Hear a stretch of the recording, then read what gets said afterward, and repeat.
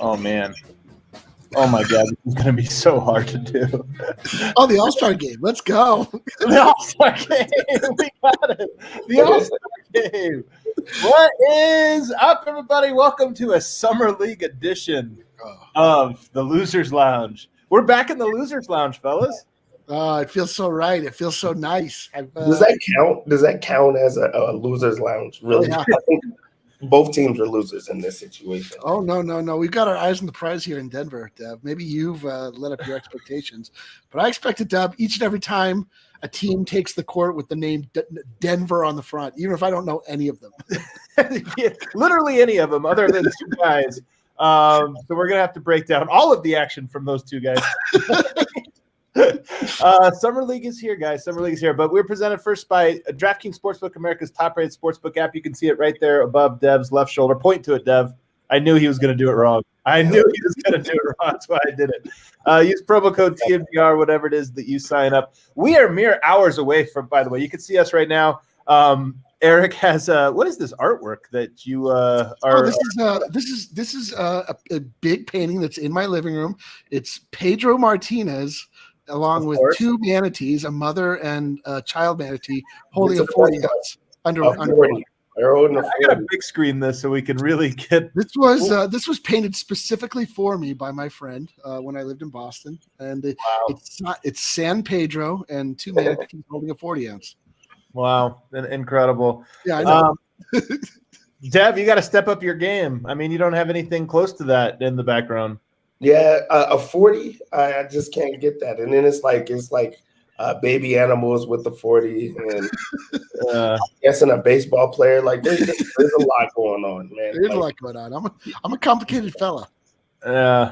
Francisco, I see you in the comments here. Francisco, nice to see you as well. It's nice to see everybody, man. Like, it's funny. This game, I mean, what a start to Summer League. It really is. Every time, Eric, you made this comment, every time Summer League comes around, we all get excited, and then like 5 minutes in, that like the wind is out of the sails. This year, more so than usual. And just to kind of set the stage here in case some people don't know, the Nuggets had a positive – I shouldn't say. The Nuggets have had a bunch of players enter health and safety protocols. When I say a bunch, I mean most of the players that they were planning on bringing to Summer League enter health and safety protocols. It forced them to, one, pick up some players last minute. And I don't think they even cared who those players were. I saw some people talking about, the Nuggets just going for shooters or going for – I think the Nuggets were going for warm-bodied people capable of playing Summer League games who live in Denver or could get to Denver quickly. And they just did that. So there was no thought about who should we get. It was just, hey, emergency. So they didn't get a lot of practice time. I think just one – am I right, Dev? Just one practice? Yeah, one practice. So they have one practice. A bunch of guys that came in at the last minute, and I'm not joking when I say this. Today, when they took the court, I would be shocked if everybody knew everybody's name that they were playing with today. I would be shocked. There's no way, especially from one-time setting. And then when they even described it on the broadcast, the one-time setting, they even said that they didn't have enough bodies there. So there were guys that never seen each other before playing, and then they said that they had to scrimmage the coaches. I don't know if you guys know about that coaching staff, but that is not the type of competition that you want to go against when you're getting prepared for like a showcase type of game. There's two guys, Kenyon Martin, who I'm sure could still bring it. You know, look, he's not in NBA shape, so I'm sure even he is like behind. And then you have Stephen Graham, who had a cup of coffee in the NBA and good basketball player. Those two guys in a scrimmage, I'm sure could hold their own. But then you're talking about Charles Klask. I mean, you're talking about well, I don't think he was there playing. So you're just talking about a bunch of dudes that are just like you and me. So this was, not to make excuses, but right off the top, this was the most ridiculous. Like, Denver had no chance. What was the line? You said you took this, Deb. What was the line tonight? 1.5. How did you not text me? Yeah, I don't see how this wasn't like a tell a guy that then tell that guy and then everyone tells a guy type of a situation here, because well, I tell you, that was free money, like everything, and it was actually open to the public. It's not like there was like insider, like any type of insider knowledge. It was open to the public that what I'm saying. One team was under health and like safety protocols, and they have not been able to play with each other, and then out of nowhere, 2 guys got picked up, and usually when a guy gets picked up, it's just to have like warm bodies on the court. No, these guys played. Played real minutes. This was a situation where it was like, oh man, Vegas has no idea what's happening. Right. It really was. I wish you would have texted me because I was so busy this week. I didn't even think, like, I was like, man, this game's gonna suck. It's not gonna be very exciting. Like Bol, at least he's there. I'm excited. We're gonna get right into him here next. But I just didn't think gambling. I should have thought, like, what's the line? If you would have told me the line was 10, I'd have been like, I'm taking the over. But if you told me the line was 1, I would have taken everything I had and put on the Nuggets losing by 20, which is what I know. But gambling on Summer League feels like real degenerate stuff. I mean, I'm proud of Dev, but all the same, like when you find yourself gambling on the Pro Bowl or like the All-Star game or Summer League, like you gotta take a step back. So Eric, are you familiar with like AAU basketball or like grassroots or anything like that? I mean, all right, so I'll break it down. Sure. So there's like open gym type of situations. Sure. You understand open gym. It's just guys getting out there and playing, and they're trying really hard. And if you lose, you can't play for a couple of games. Maybe there's a loser's court and things like that. What we seen tonight was worse than it really was. Because in open gym, they're trying. This was like a showcase. Like there's showcases now in AAU and basketball where there's college coaches maybe on the sideline or like people that are out of their leagues, and then kids go in there with the ability to like just ruin everything. Like their parents are like, go in there and you shoot every time you touch it. These guys want to see you score a bunch of points. That's what type of setting that this was. There was like not much defense. You're playing full like pace on both sides of the court. You're not playing defense at all, and you're trying to score because you think that that's what these NBA guys want to see. And you put yourself in very, very bad situations. So this, Eric, is called a showcase game. Oh, yeah. I nice to know that was the mindset going in, and they were able to muster all of 67 points or whatever. It was a showcase. But I think even, Dev, you're getting to a point, which is if this was a straight pickup game, I feel like Denver would have played better. They almost got in the worst spot where in a pickup game, nobody's playing together. You might get a 2-man game, but you're not getting anything more than that. You're just getting a bunch of ISOs. Tonight, you could tell like they were trying to not just trying to run a set, but they were like, what are we supposed to do? Like looking to the sideline. No, guys were running into each other on cuts and stuff. It was so – Summer League is always bad, but this we can move on after this. But this was a whole other level of that where it was like true discombobulation. When you a whole nother level, you put your hand the wrong way. This is a whole nother level. This you're right. It's a whole other level. Much lower than standard. You're right. I do say that all the time. Like, yeah, wow, Summer League is coming. I can't wait. And then the first game of Summer League starts. You're like, oh, wow, this is atrocious basketball. Well, by the way, we are headed out. Dev is not joining us, but Eric, myself, Vote, and Wind, we're all going to be on a flight tomorrow morning early for Vegas. So we're going to be bringing you behind the scenes of NBA Summer League. And by the way, lucky us, we missed one. We couldn't make it out tonight, but we will be there for Tuesday, which now there's a good chance it's going to be Bones Highlands Nuggets Summer League debut. It is the chance we're going to see Zeke Naji and Marcus Howard. So there's a good chance that we actually missed the prologue, but we will be there for the first chapter, which should be fun.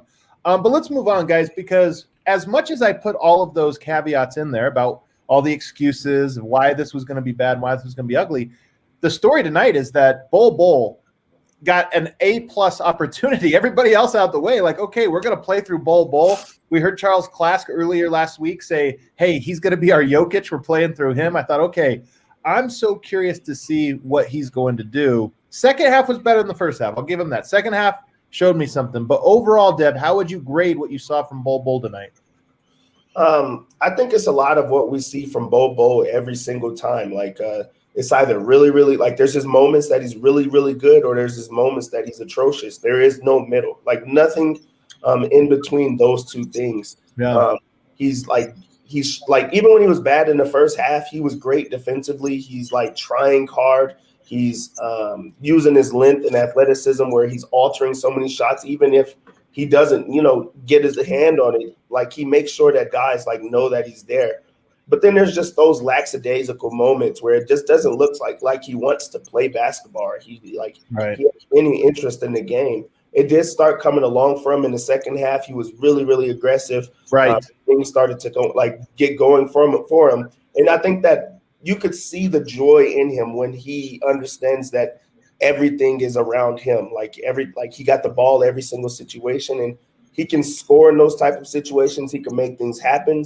But how often is that going to happen? This was an A+ moment for him where he could have got the ball every single time. I don't think he's going to get that many opportunities. Right.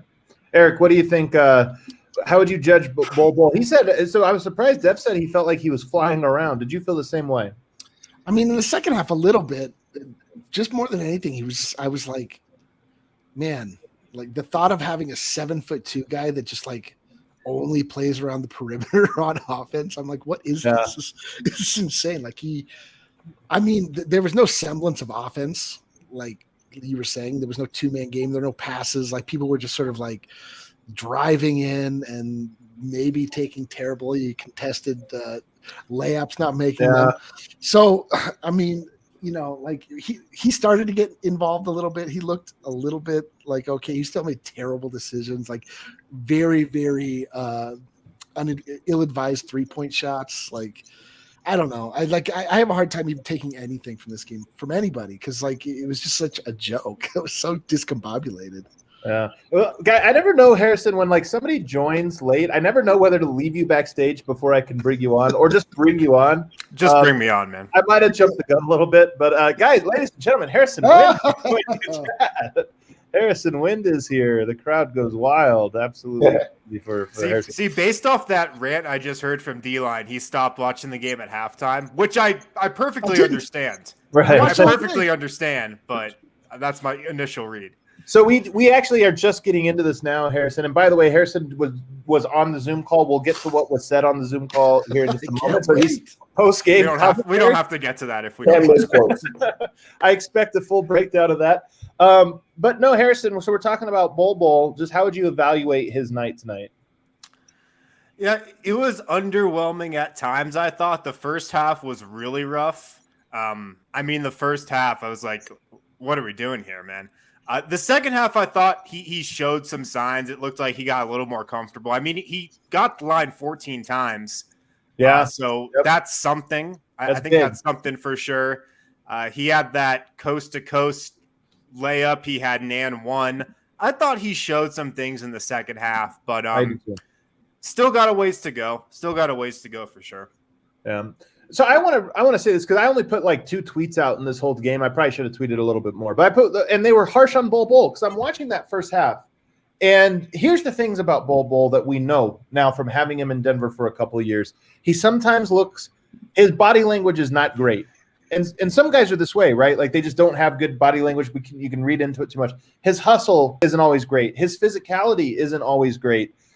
The first half, I thought it was on full display, all of those things. I'm watching him. He's moping. He had 0 rebounds. He just looked terrible. I was like, come on, dude. Like, show some. This is your chance. You should be the loudest one. I thought we're going to get to Caleb Agata. Caleb Agata had an opportunity tonight. He was going to shoot for it, like literally shoot every time he could in his attack, hell or high water. Bol was like almost couldn't be bothered in that first half. But to his defense, I thought in the second half he was significantly more aggressive, more assertive, more physical, and so it saved it for me because I was almost ready to go full like, what are we doing here with Bol? Like full ready to move on, but the second half did impress me. I mean, after the first half, it was like, my God, is Denver going to have to just waive this guy? Because like what's going on here with the Nuggets is my read is that they think this can be a showcase of sorts for Bol. Have him put up a couple big nights, have him put up some numbers, and then somebody maybe wants to trade for him. That's how I could see it going. After that first half, though, I was like, man, that doesn't look like it's going to happen. Right. But yeah, I agree. To his credit, and he even said this, that he kind of felt he turned it on the second half. I like that he didn't keep that same energy throughout the whole game. Yeah, absolutely. The getting to the line is a big thing. Because you look at the stat sheet for Bol, and I'll just read through it real quick. He had 21 points. He goes 5 of 14 shooting, 0 of 3 from the 3-point line, 11 of 14 from the foul line, 5 rebounds, all in the second half, 1 assist, 1 steal, 2 blocks. He did have 6 turnovers, including back-to-back traveling violations. I mean, this is the Bol. And then a goaltend on the next possession. and a goaltend. So he had some of those plays that you look at and you're just like, bro, what are you doing? But like I said, to me, the fact that he got to the line, and a lot of those shots that he got to the line were off of like, he's got to be a tough player to guard. He's so long. He's pretty athletic. Like, he's got to be tough. And he was using that to his advantage. So, again, he saved. I was ready for some – I'm not going to lie. I was ready to be like, dude, what are you doing? That second half, he saved Mittor. I'm just going to be like, yo, you still got time. Show me something in this next game. I'm curious. Yeah. And another thing about this game, guys, I'm not trying to, like, give Denver excuses, but they probably deserve a couple because they played two guys tonight that they literally signed this morning. Like, two guys that played tonight for the Nuggets joined the team this morning. Like, they just got to Vegas and just showed up at shoot-around this morning. Josh Gray and Daniel Hamilton joined the team this morning. And also, the Miami Heat played 2 games in the Utah Summer League a couple days ago. So Miami's played a couple games together. This is literally a Nuggets team who signed 2 new guys this morning and has been scrimmaging against Kenyon Martin and the coaching staff for the last couple of days. Their plight is the same as the U.S. men's basketball team. They just need time to gel with these two new players. So what is Bol? Is he KD in this situation? Yeah, 100%. It gotta be. I thought that was clear. Of course. All right, what else, Dev? What else do you have to say about Bol in this game? I mean, is there anything else? And sort of where you, if you kind of set the stage for what's at stake for Bol in this summer league? I think that it puts him in a very difficult spot because now your expectations, like, depending on how you go out of this first game, like with the idea of did he play well or did he not play well? Everybody know he played underwhelming, like in the first half, of course, and then he kind of turns it on. But it's also when things like go right for him. So now there's going to be a moment where the attention is not going to be on him. When you get back Signaji, Marcus Howard, possibly Bones Highland, the attention now like goes to them. So Bobo's not a player that like plays harder if things aren't going his way. So now that's the next evolution of his game is like how does he become a self-starter or how does he make things work around him? Which can go either way because now the attention is not all on him. I feel like tonight, every time he got the ball, all attention was on him, and it's like, go do something, which is a very tough spot to be in, especially if there's no type of chemistry or game plan around it. But now with the other guys coming back, I wonder how Bobo looks at this game and says, this is what I need to do better because they're not going through him every single play moving forward. Right. So, I mean, here's what's at stake for Bol, in my opinion. Like, he obviously wants to change the scenery. I don't think he wants to come back with the Nuggets next season, even though he's under contract. And I really think that, like, his chance to get on another team might depend on how good he is at Summer League.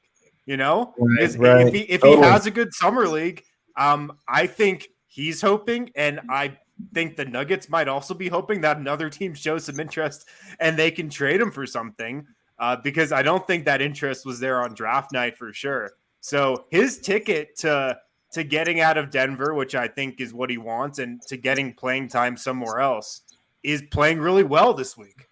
Yeah, I think so too. Let's put a pin in that thought because I like it and I want to talk more about that. Like, why is Bol even on the roster now? I think we all thought he was going to be gone, and maybe this is a window into why. So we'll talk about that on the other side of our first break. We'll also talk about Caleb Agata, who I'm intrigued. It's funny because his stat line was atrocious, but I'm intrigued. So it wasn't even as good as Bol's. But first, do you have the ad reads, Harrison, or you need me to take this one? Yeah, I got him here. Oh, what a pro, man. This guy. Can you believe this guy? Guys, check out Breckenridge Brewery. Pick up some beers there this week. You probably need some while watching this Nuggets Summer League team. Breck Brewery, the official beer of DNVR. We've got Breck Brew Seltzer sold at the bar. And make sure to pick up some Mile High City Copper Lager from Breck Brew as well. Pick it up from the Breck Brew Farmhouse. Pick it up from your local liquor store.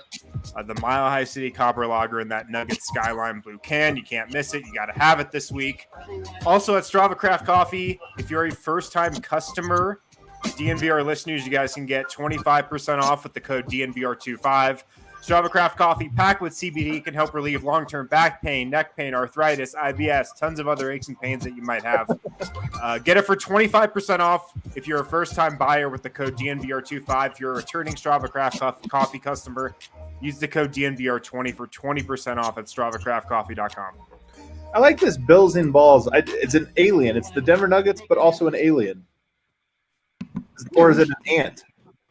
It's an alien. We've talked to him many times. He told us he's not from Earth. What are you talking, Adam? Come on.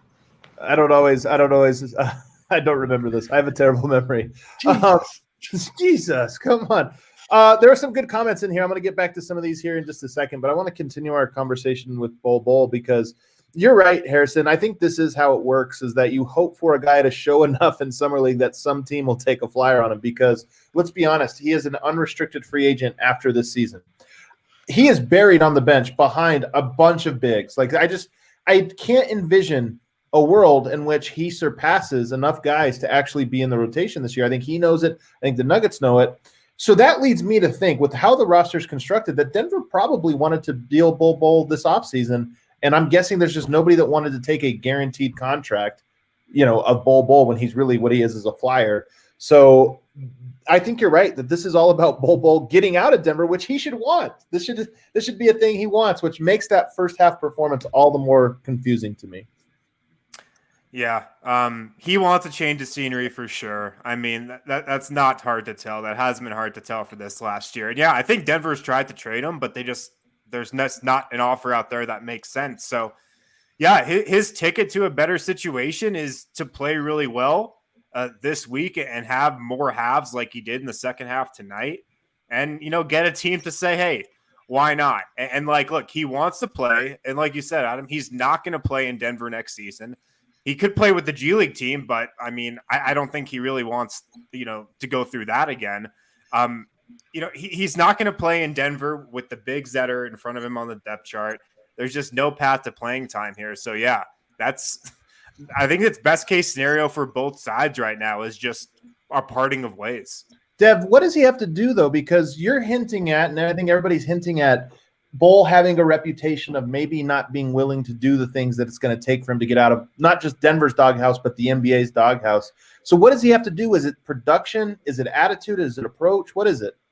I think it is just it's progression. I think that you look at, first off, all of the potential that he has bottled up, and he's never lived up to those potential at any time.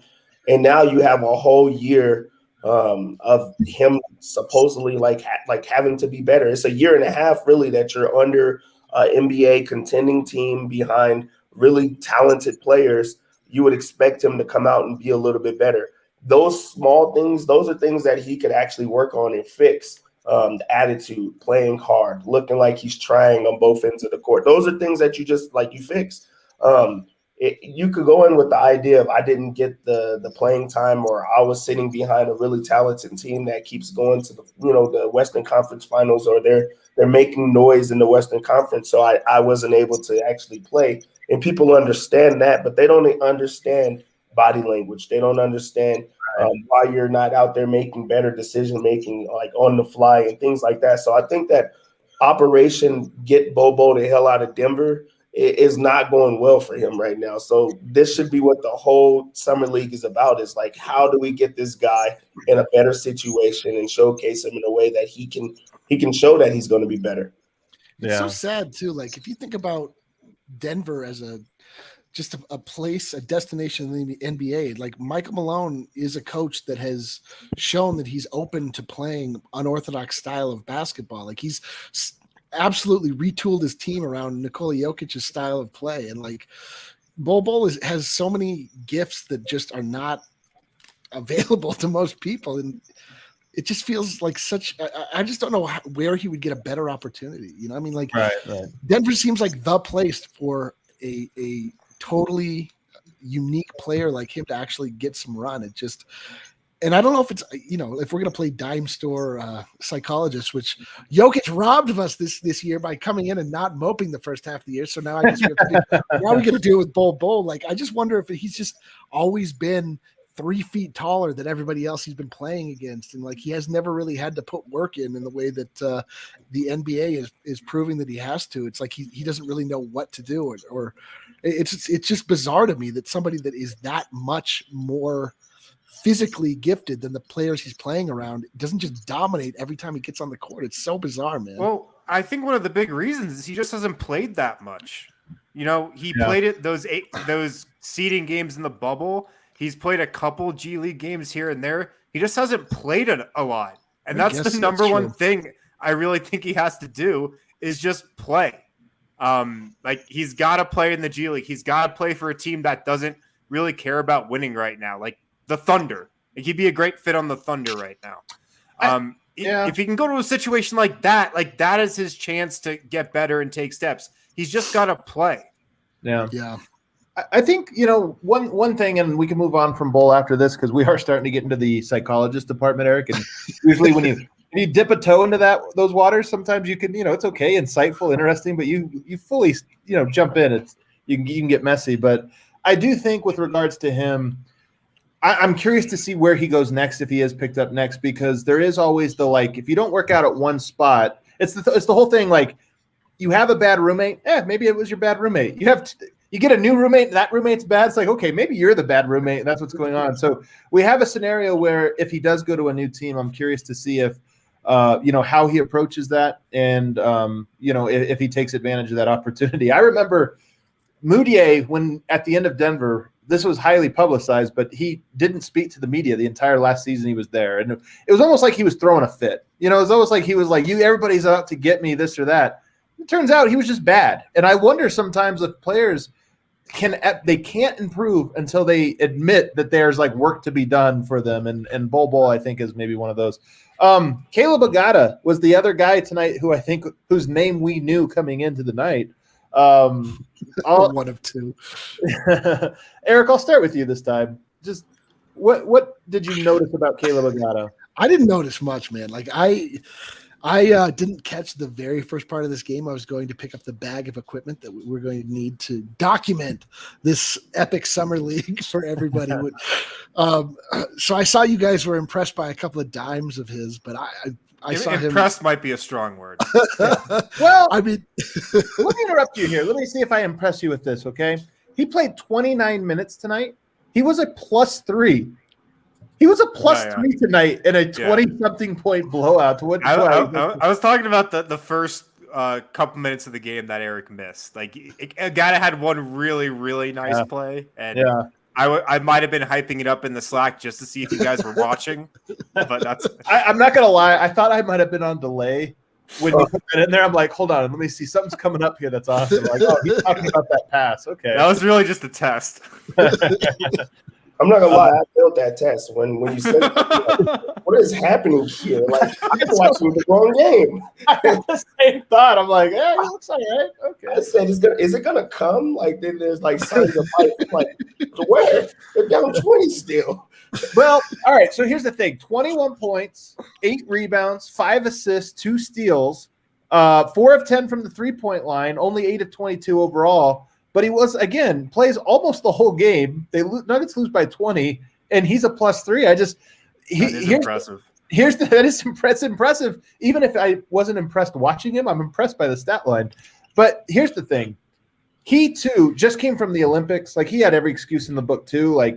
This isn't – I'm sure his life has been chaos now for months, just trying to figure out where he's going to be and what he's going to be doing. But – he looked to me like a guy that knew this was his chance. Marcus Howard's out, Bones Highland's out. I get to be the lead guard, out here. He looked like a guy that was going to, at the very least, leave it all on the court. And I thought he did that tonight. That's why I was impressed, even if the game, his performance was whatever. Yeah, if you're part of the Nuggets organization or just anybody that's evaluating how the Nuggets looked, because I know the idea is let's go check in on the Nuggets, how did Bobo do? Because those other guys are not out. Then you watch this game. This guy, he's flying out there. This guy is actually flying. He's fast, aggressive, and confident. That's a confidence that if he has it going one night, you look at it and say he can light it up, especially off of the bench, or he's at least going to give me a spark plug at some moment. like again, like you just said, he actually knew the assignment. He saw that everyone else was out, and he's like, "This is my opportunity. This is my moment to come in here and shake things up." And you look at a 20-point loss, and he's a +3, and then he's scoring a lot. Although he is shooting a lot, but he fills up the stat sheets with rebounds, assists. Just getting in the mix. That's a type of game or a type of situation in a showcase, of course, that you're like, okay, this guy has something. We could bring him on, and he's going to bring us something. So I think it was completely opposite energy that you saw from the other guys.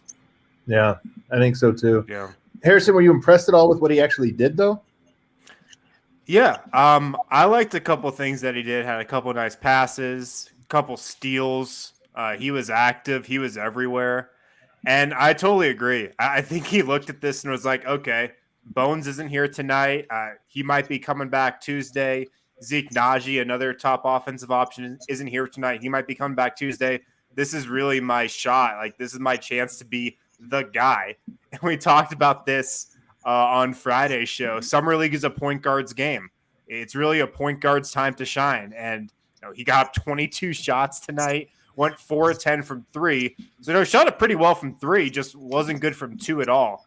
And yeah, like, he's streaky. This is the one thing we know about Caleb Agada. He can get hot, but he can also be cold. And I feel like we saw that tonight. He was cold at times. He was hot at times. But I saw enough from him tonight where, a couple more games, he's a guy who I've got circled for like maybe a potential 2-way. I don't know, maybe. That's probably what's at stake, right? With the Summer League guys that are not currently already on the roster is, hey, we do have these two-way spots. Maybe another team could pick you up. That's the other thing you kind of maybe look at. But, yeah, for sure, I was impressed with Caleb Agada. You got some, Eric? How does it work with G League, since we're such G League novices? Like, right. If somebody is signed to your G League squad, does the entire NBA have access to them, or are they still under contract with the Nuggets? Yeah, so unlike last time where the Nuggets could loan their players out to anybody else's G League, now this is like, no, Denver's G League guys are our guys. They go to our G League team. They come back to us if we want them. But, yeah, it's not – they don't get loaned out to the Spurs or anything like that. So, I mean, that's definitely in the cards also, like, to be a G League squad player if he wants that. Right. But with that, you got to think about – like, Caleb Agada, the story on him is he was virtually unknown to a lot of scouts this time last year and just had this huge season in Israel and kind of got on a lot of people's radars, made Team Nigeria, just played at the Olympics, had a career year this last season and kind of blew up. So the thing he's got to be thinking about is like, yeah, I could take a 2-way, which I think he'd maybe take. But if all he can get is a G League deal, he could probably make a lot more money overseas, So, like, that's something else that these guys have to think about. Like, do I have a legit shot at the NBA right now, or should I take another overseas deal? Yeah, and with those overseas gig like type of situations, Summer League is a huge point to see where they're going to be stationed or like which type of league they could get into. So if you play well in this, like for instance, you look at it, you got it tonight. The idea is I scored 20 points in a Summer League game in the NBA. They don't care how it looks. They don't care about the stat line. They say, he scored 20 points in the Summer League game. Let's put him in the top. And he just came from like playing overseas or in the Olympics. We're going to put him in the top league. He's going to be making huge money if he comes over here. So this is an actual big game for him tonight, which he aced it if you look at that. Yeah. Is there anybody else? What's his name? Zylan Cheatham? Does he stand out? Is there anybody else that stood out to you? So we're horrible tonight. Like he kind of like, not to say lost the game, but like every moment that he was in there was a moment that the Nuggets lost. Like it was a just open the floodgates. It was a lot of Ole defense, and it was a lot of energy that you thought was coming to him, and then you realized that on the other end they were scoring as well. That's when the game picked up, when he got into the game. Yeah, I mean, you don't want to put too much on him, but Caleb Agada was a +3. Zylan Cheatham was a -28 tonight. -28. Wow, that was a rough one. We got this Velika who played 13 minutes and was a -23. So that's a rough stat line in 13 minutes. They were in together, just think about just having the floodgates open from multiple spots. Like, it was just like, bring it all in. And I really, the thing is, I Cheatham would have a better showing just because there was a lot of buzz around him. And like, he brings the energy, he's talking the entire time. Great communicator on the floor. But when the communicator is also being destroyed, it makes it very hard for you to like listen to what's being said. Yeah, I think I was a little responsible for some of that buzz. So sorry for that. But it was one game. Yeah, it was one game. Cheatham was a guy I was watching too because he's got an interesting profile. He looks like he's a pretty good defender, good rebounder. I mean, maybe it will translate in these next couple games, but I didn't really see it tonight. Yeah. Let's why don't we take our final break here? On the other side, this was not the real Summer League Nuggets. The real Summer League Nuggets, we believe, are playing on Tuesday. We hope. Fingers crossed they're playing on Tuesday. My God, if they're not, it's going to be the worst. So let's talk about that. Expectations for Zeke Naji, Bones Highland, especially in light of the fact that they're not even there yet and will have to arrive to join the team. Yeah, guys, we're sponsored by Ball now here across the entire DNVR network. Ball is in the new Ball Arena, as in the aerospace technology company, also is in the world's largest aluminum can and packaging manufacturer. Ball has been leading global sustainability efforts for decades. They already make 8, 12, and 16-ounce can sizes for all kinds of liquids.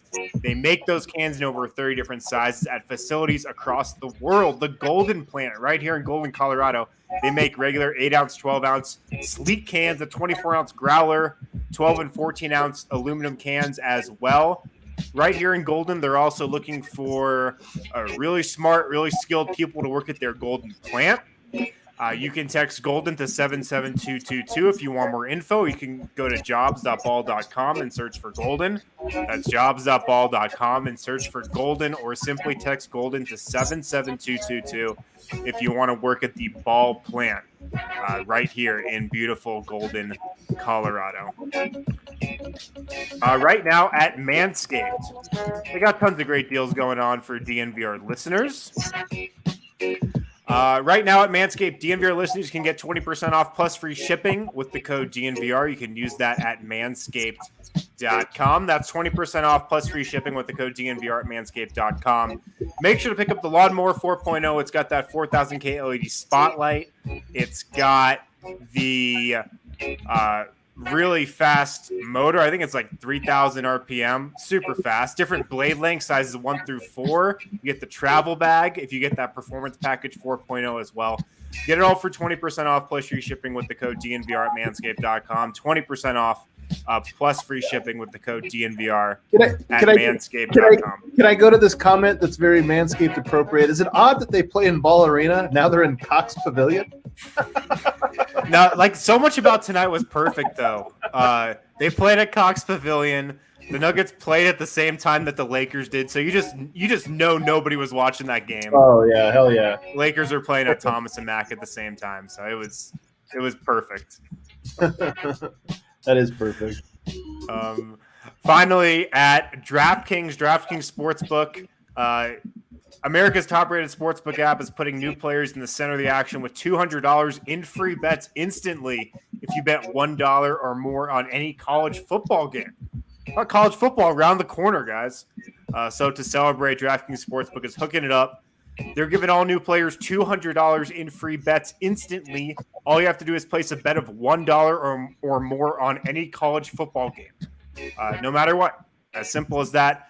Download the DraftKings Sportsbook app now. Use promo code DNVR to receive $200 in free bets when you place a $1 bet on any college football game. That's promo code DNVR to get your free $200 in free bets instantly for a limited time. Must be 21 or older, Colorado only, new customers only, restrictions apply.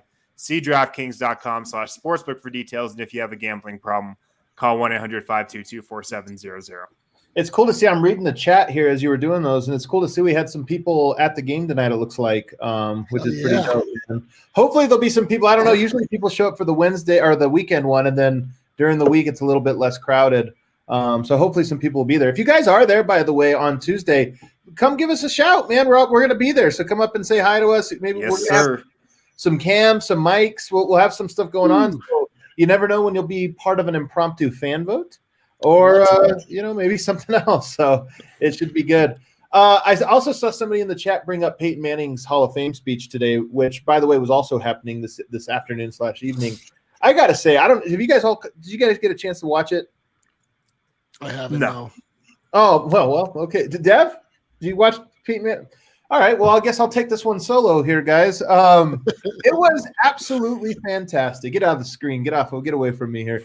No, it was great. Like, honestly, Peyton Manning is elite at like saying the right things. And maybe it's because he really does have like, I don't know if it's all because he just knows how to play the game. I'm sure it's at least part of that. Like politicians know, or this or that, but also he had such a great perspective on what it means to be legacy. And he talked about how this is his day and all the other guys that are up there with him. But he's had the line that legacy doesn't mean anything unless there's a future to hold it. Meaning like, my job, like now I'm just interested in the future of football and where's football going to go. And now that I'm a Hall of Famer, I'm indebted to the game to sort of make sure it's in good hands and make sure it's going the right way. And I love that so much because we talk a lot about former NBA players, just hate the modern NBA, hate players, start beefs with players, like just nonstop. You're like, what are you guys doing? Don't you realize that the NBA is your baby? And you had your time, and now it's time. It's like your children. Now you want it to grow up and be successful, not beefing with it. So I just thought it was such a great. There were so many great things in there, but it was a fantastic Hall of Fame speech, I thought. Yeah, Peyton Manning as an expert speechwriter, like he's paying that guy a shit ton for sure. Yeah. Although it's like speechwriter worthy. Like it was good enough that I would believe he had a speechwriter. Yeah, but old players beefing with the NBA is like in keeping with the attitude of the NBA. That's like what the NBA is. It's like a much more petulant league. Like it's all about like so petulant. Like so it's good that like keeps people like when Kendrick Perkins is the first name out of Kevin Durant's mouth when they win the gold medal. Like it's like it like keeps you watching. I don't know. I know. Imagine if like an NFL talking head was like, you know who just isn't built for the moment? Tim Brady. Tim Brady. Screw up the name and everything. The NBA really sucks in some ways. But hey, speaking of Team USA, gold medalists, I don't think you guys touched on this because it happened Saturday, right? I think it was Saturday night that the game occurred, or Friday. Maybe it was Friday night. Either way, it was too late. So Team USA got it done. Squashed Rudy Gobert. Thank God. Told you it happened. I thought Eric was going to come on the show in like a U.S. flag T-shirt. He was so proud of his guys. We did it. We freaking did it. I knew we would do it. It's funny in hindsight, but they kind of made it look easy too. I know it got a little ugly there. Lillard hits 2 shots in a row and it looks amazing. Then he takes like 6 more in a row. Dude, he can't keep heat checking here. But other than that, Team USA, it's funny. We do this every year. I even was guilty of it. There were certain things Team USA did early where I'm like, my God, how can they not figure this out? How are they going to do it? When they needed to defend, they put the clamps on. In every single game, it wasn't just the championship. It was like second half, the start of the third quarter in every important game, they put the clamps on other teams and just blew them out. And yeah, I mean, still head and shoulders above everybody else, I think. Yeah, I just couldn't get too excited about it, guys. Like I just couldn't, man. Like, yeah, they were supposed to blow everyone out. In the end, they kind of did, even though they had some trouble. I couldn't get that excited. There was never going to be a moment that they weren't going to win it. Like just the ability, like first with everyone trash talking and everyone's eyes on it, when they had to like turn it on, I always believed that they were going to turn it on. Yeah, totally. I'll tell you what, I'm really happy. I'm happy for all the guys. I'm really happy for Middleton and Drew Holiday. What a glow up. Honestly, those guys were like, they got no respect for years and years. Like Drew Holiday, all the stuff for them to go and win the finals and then go and be Drew Holiday, probably the second most important player on Team USA behind, KD clear, like miles head and shoulders above everybody else. But honestly, who did you trust more in that whole tournament? Damian Lillard, Devin Booker, or Drew Holiday? To me, it's no question it was Drew Holiday. Oh, absolutely. That was their addition to the team is what turned that team around. Like we were saying early on, like just not only coming in with the intensity off of the NBA finals, but just like actually bringing like some concept of defense and like some concept of team play. And I mean, they were just like so shit. I mean, the early what were the not even playing rounds? Like what were the rounds that they were called when they were losing? It was pretty much Summer League. Yeah. Yeah. They were, I don't even know what those like the tune-up games or whatever the hell those were like. That I mean, there was no defense, and there still wasn't tons like you're saying, Adam, until they needed to. Like when the team wanted to, they absolutely clamped teams down. But I credit Drew Holiday with most of that.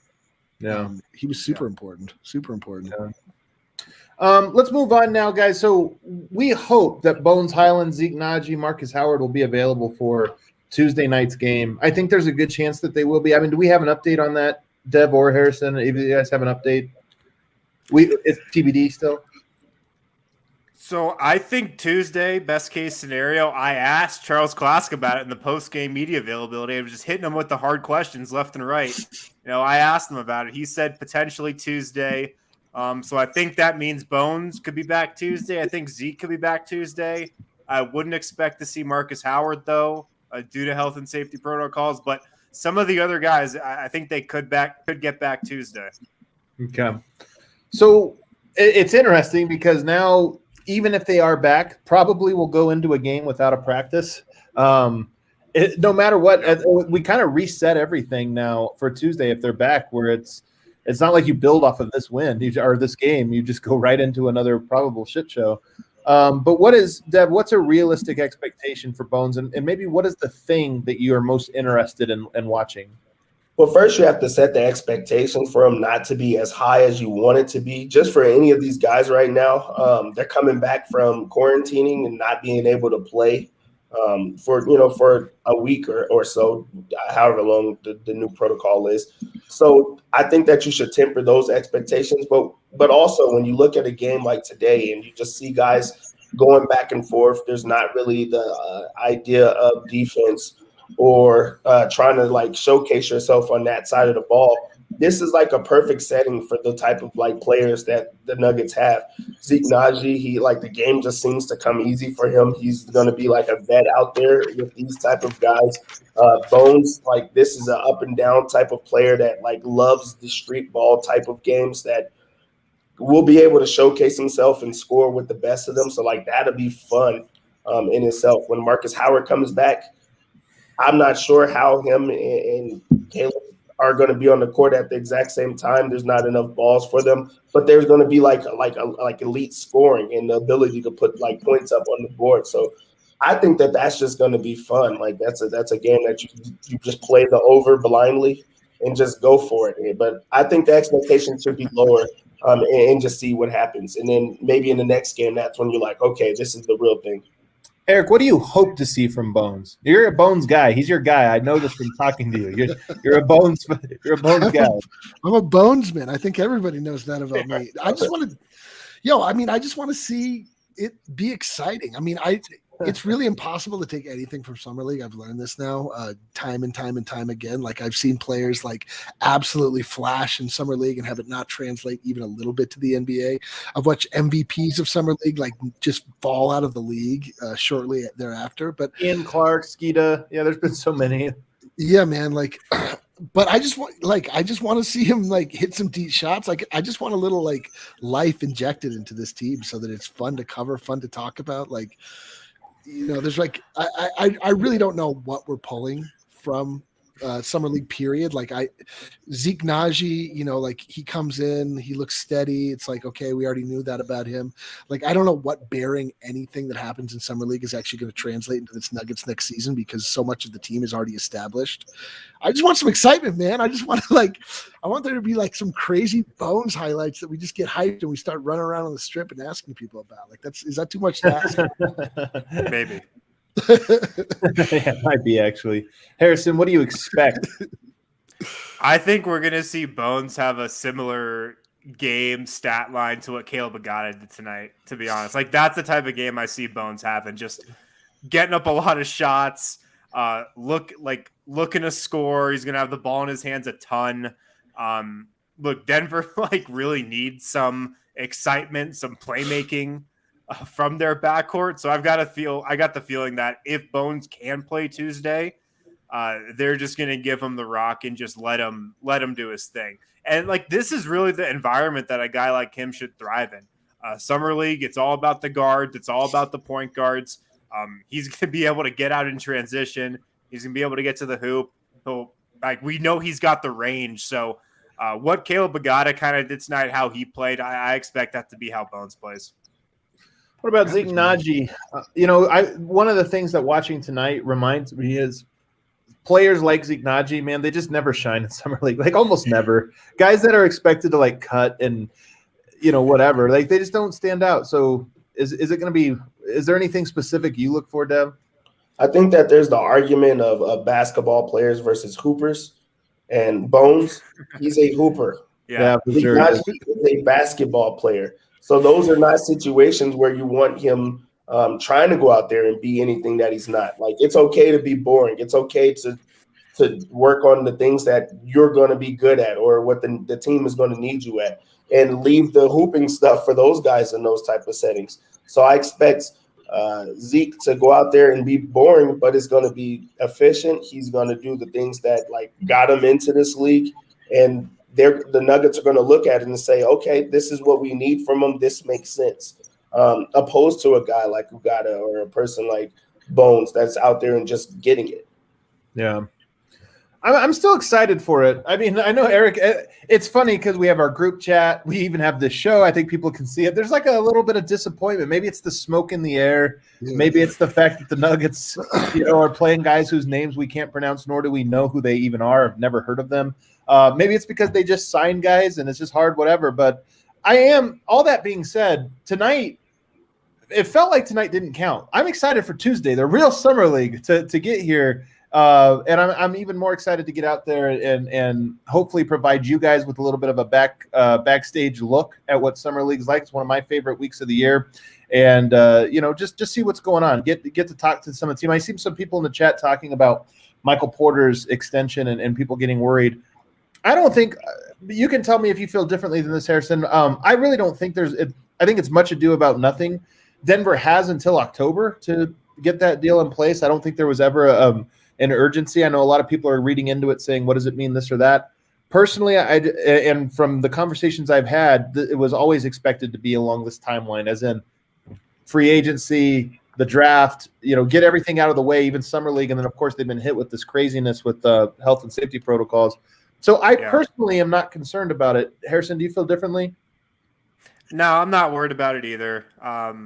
I think it's a lot to do about nothing. I'm just a little surprised that it didn't get done right away, because that's how Denver's typically done these things for the last couple of, guys who are coming off their rookie contracts and getting extensions. They did Jamal Murray right away. They did Nikola Jokic right away, even though that was a little different with him being a second-round pick. So that's the only thing I was a little surprised about. But did they get Jokic done right away? Because I vaguely remember them being like in Serbia for this. I thought it was not done right away. I thought it was like I think it was, because they did it, and then he was in Denver, and then he flew to Vegas, and he was at Summer League. Remember that? I do remember him being at Summer League, a new rich man. Yeah, that's right. Yeah, so it was pretty soon, but yeah, I'm not worried about it. I think it's going to get done. The Nuggets would be fools not to get it done. So. Were there any Nuggets? I'm not worried. Were there any Nuggets players, by the way, at Summer League today? Do we know? Besides the Summer League players? Seems like they would have played if so. That's so true. Like, wow, Will Barton is on the court. 58 points in the Summer League game. Yeah, I wouldn't expect DJ Mike out there, but okay. I wouldn't expect any of the guys to be out there until Tuesday, when the guys that are on the team are actually going to be playing. Not to say that they don't care or anything like that. I just think that it's like, just say it though. Let's see what our guys look like that are going to be on the team and that are a part of this future right now. All right, let's handicap the odds of most likely non-Summer League Nuggets to be out there. I'm going to set the line. Best odds of anybody. Monte Morris. Of course. Oh, that's minus I feel like 5,000. Will Barton goes to Summer League every year with the team. Like, he seems like a guy that would enjoy being in Vegas shortly after signing a new contract. He does seem like that kind of guy. You're right. Yeah, that's my pick. I mean, of course, Jamal Murray, like, they're just going to want to bring him like just for the morale and show he's back and he's ready. So I think that we will for sure see that appearance. Wait, Deb, are you reporting that Jamal Murray is back and ready? Is the same report? He's actually playing in the summer league game. I'm saying a part he's of also returning. We've seen pictures of him like with the team and just being a part of everything going. Jamal Murray is definitely not back and ready. Does Nick Young still count as a Nugget? I'm sure. Yeah. Is there anybody else we would expect to see out there? I mean, no chance of Facu. I don't think we'll see Jokic. Of course, I think he's anytime soon. Oh my God, what would you do if we saw Jokic there? That would be the craziest. Oh my God, are you kidding me? I'd lose it. I'd be so happy. I'd be so happy. No chance. All right. Well, any other parting thoughts here we have here, guys, before we get out? The smoke is bad. You can hear it's ravaged my voice. Yeah, man, I'm a little worried about you. I listened. I looked at the weather report for Las Vegas. It said at game time it was still 100 degrees, and it described it not as cloudy, sunny. It described it as smoke. So apparently it's going to be the same there that it is here, unless Las Vegas is just actually caught on fire. It's going to be 108 degrees tomorrow. So, boys, I hope you're ready for this. Good luck. I'm ready. Good luck out there. Deb, I can't believe you're not going with this, man. Can't believe it. I can't believe it, actually. I don't blame him. I don't blame him at all. All right, that does it for today. Let me see which one I'm going to do here. What is my bumper for today? Where are we staying in Vegas again? Valleys. Catches and valleys. Oh, crap. No, there's an outro here. Let me see if I got it.